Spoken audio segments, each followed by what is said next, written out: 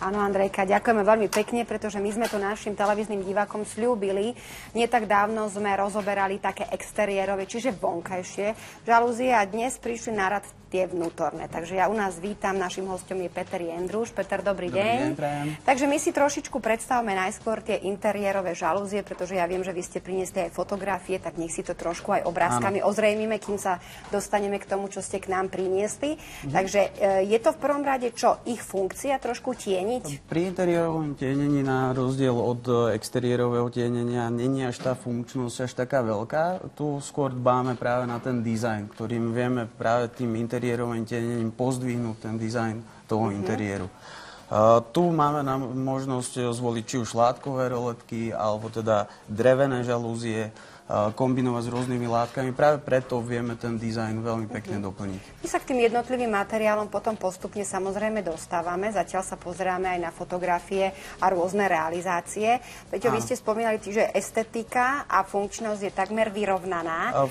Ale možno je to aj taká, ja nechcem povedať, že obrana, ale je to aj také nejaké vytvorenie si súkromia, pretože vieme, že v dnešnom svete, ako sa zahustujú jednotlivé domy, tak nechceme, aby nám bolo vidno priamo do kuchyne, ako sa hovorí. Je to aj ochrana práve pred tými zvedavými pohľadmi zvonku, takisto teda samozrejme je to ochrana proti slnku, kedy napríklad so žalúziami ja si viem regulovať svetlosť do toho interiéru.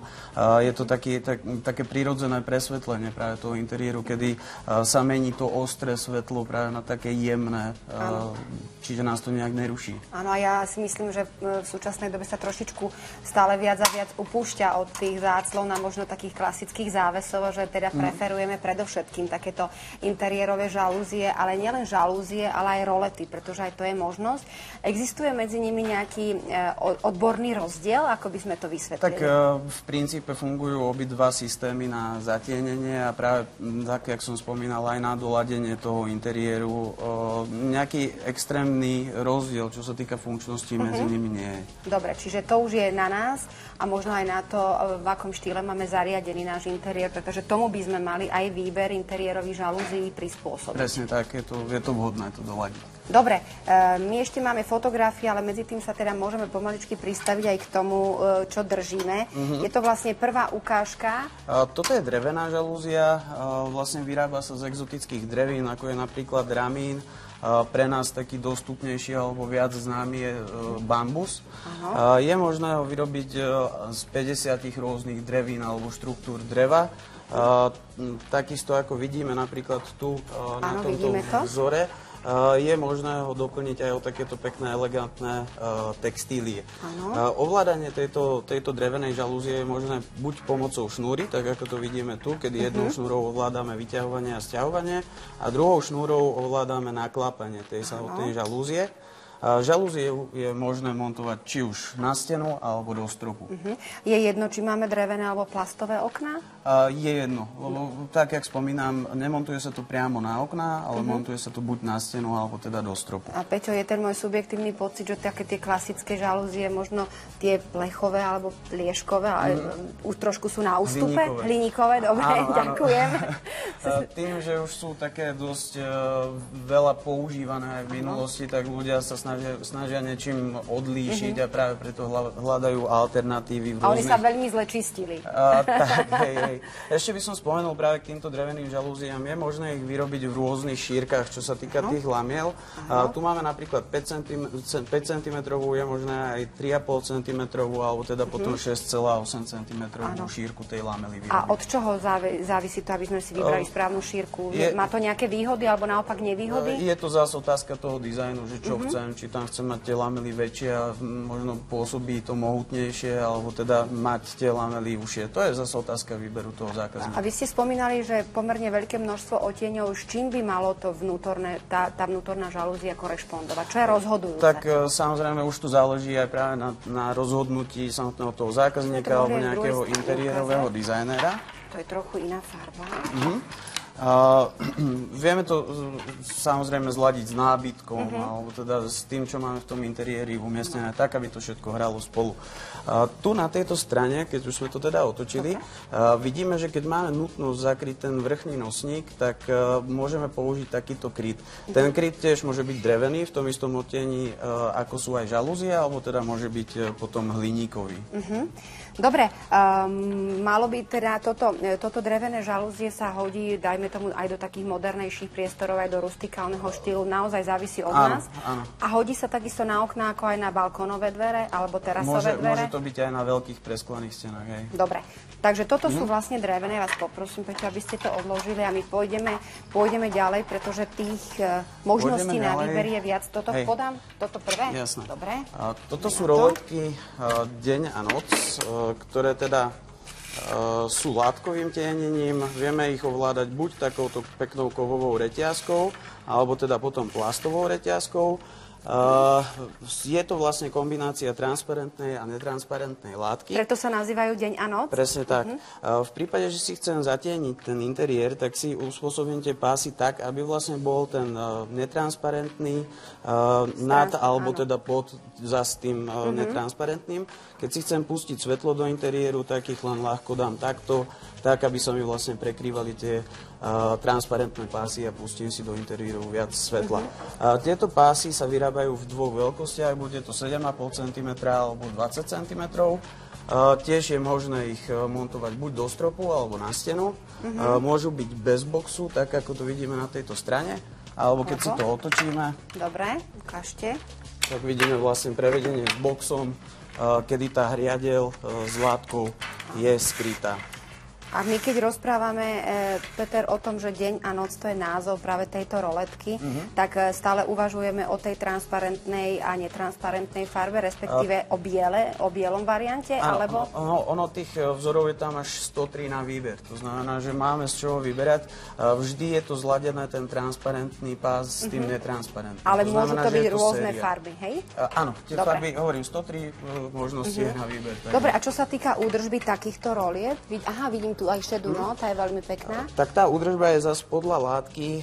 Je možné v prípade teda, že primárne je to bezúdržbové riešenie. Ak máme pocit, že už je to nejak moc zaprášené, môžeme zobrať jemný kartáčik alebo vlhkú vandru, ako u ktorých látok, a takto to ošetriť. Trošku to poutierať od prachu alebo niečoho podobného. Dobre, ja to teda odložím a my pôjdeme ďalej.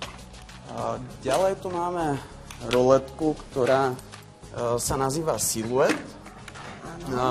Je to roletka s unikátnym dizajnom. Tiež je to kombinácia vlastne transparentných a netransparentných látok. Keď vidíte, že keď ja stiahujem tú roletku, tak vlastne mám zatemnenú. Už by sme to takto trolinku z boku mohli ukázať, aby sme videli, že tu, ako je to. Toto je zaujímavé. Áno, takto ja mám zatemnenú a potom vlastne ťahom nahor sa nám tá roletka vlastne otvorí a púšťam si do interiéru svetlo. Je to vlastne čiže kombinácia... my ako keby sme manipulovali len s tou strednou vrstvou však? Áno, presne tak. Tým, že teda tá látka sa pootočí, tak sa nám to otvorí. A opäť predpokladám široká škála farebná na výber? Veľmi veľká. Tieto rolety Silhouette sú trošku náročnejšie práve na tú údržbu. No, povedzte. Tiež sú bezúdržbové, ale keď máme pocit, že je tam dosť prachu, tak potom sa dajú vyvysávať, ale len za predpokladu toho, že ten vysávač je nastavený na najnižšiu intenzitu. Jasné, aby sme to je možnosť aj ultrazvukového čistenia, ale to už je zase finančne náročné. Dobre, a ja vidím, že opäť je tam tá líšta, ktorá nám skrýva vlastne. Áno, môže to byť zase s boxom. Môže to byť s boxom, alebo aj takto bez boxu na druhej strane? Na druhej strane ale zase klasická roleta. Dobre. S tým, že táto je špeciálna v tom, že sa dá teda ovládať ťahom a je na batérie. To znamená, mám k ním ďaľkový ovládač, viem si ju vyťahnuť pekne na ďaľkové ovládanie.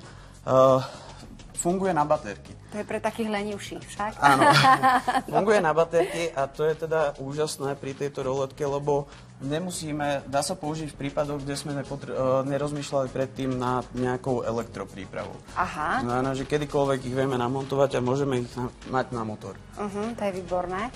Takisto aj keď ráno vstávame, hneď nás môže vítať slniečko priamo z postele, si ešte nejaké tie slnečné lúče pustíme do spálne napríklad. Dobre, čiže to bolo aj ovládanie diaľkové, odložíme, ešte máme pripravené. To sú teraz také tie... Toto vyťahnem, Peťo? To vľavo. Toto vľavo, to je toto, hej? Dobre. Poďme na to. Takže toto sú plíse žalúzie. Tie majú výhodu v tom, že sa dajú montovať na akýkoľvek typ okien, ktoré sú momentálne dostupné na trhu. Dajú sa montovať aj do atypických okien. To znamená, že tie okná môžu byť šikmé, môžu byť oblúkové, môžu byť kruhové. Vieme to kamkoľvek namontovať. Je to teda látková žalúzia, ktorá má harmonikovú skladbu. Je vedená v takýchto textilných šnúrkách. Áno. Dá sa ovládať aj z vrchu dole, aj teda zo spodu Na prvý hore. pohľad mňa najviac asociovalo také tri klasické žalúzie. Áno. Ale nie je to pravda, pretože vidíme, že ten systém ovládania, tá manipulácia s tými žalúziami je úplne iná. A táto žalúzia sa môže nachádzať napríklad aj v medziokennom priestore, ak mám teda... Montuje sa na zasklievaciu lištu okna, takže Čiže vždy z interiéru. Z interiéru. Hej. Dobre. Tu je možnosť vyberať až zo 400 látok, takže to je fakt ten... O to tvrdší oriešok si správne vybrať, a Presne dobre? tak, presne. Aby sme boli spokojní. Hej, ale vieme zase trefiť úplne ideálne ten dizajn. A ešte si ukážeme túto poslednú možnosť. Toto je žalúzia Duet. Je to vlastne vyšší level tej plísej žalúzie, ktorú sme ukazovali práve teraz. Je to tým, že ako keby boli dve plísej žalúzie spojené spolu. Z boku môžeme vidieť vlastne, že je tam taká dutinka. Áno. Možno, že tu to bude dobre vidieť na tom spodu. Dobre. Má lepšie tepelnoizolačné vlastnosti a výhodou tejto žalúzie je práve to, že tým, že sú spojené vlastne ako keby tie dva komponenty dokopy, tak nevidíme tie textilné pásky. Tie sú úplne skryté. To znamená, Dobre. vidíme, že môžeme to kombinovať. Na vrchu môže byť iná farba, a na spodu iná farba. Dobre. Peťo, myslím si, že sme ponúkli veľmi veľa možností na výber. Ja vám ďakujem za túto milú exkurziu. Ďakujem. A posúvame sa opäť do našej kuchyne. Nech sa páči.